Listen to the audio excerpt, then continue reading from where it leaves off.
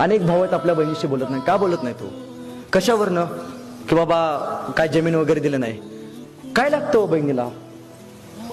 बहीण मेल्यानंतर साडी घेऊन जाऊन उपयोग नाही होत. तिला नाही कळत भाऊ शेवटची साडी घेऊन आलाय आता. नाही कळत तिला. बहीण जिवंत आहे तोपर्यंत साडी घेऊन जावा. मेल्यानंतर 10 लाखाची साडी घेऊन गेला ना, नाही कळत भाऊ शेवटची साडी घेऊन आलाय. उठून बघायचंय आता.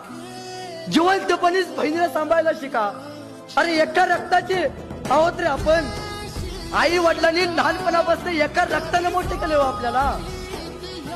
इष्टजीबाई आपण बहिणीला नाम करतो. शिवाजी महाराजांनी बहिणीला मोठं केलं.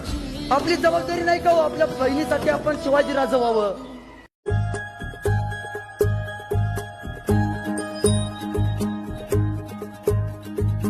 आंखों में तेरी अजब सी अदाएं हैं.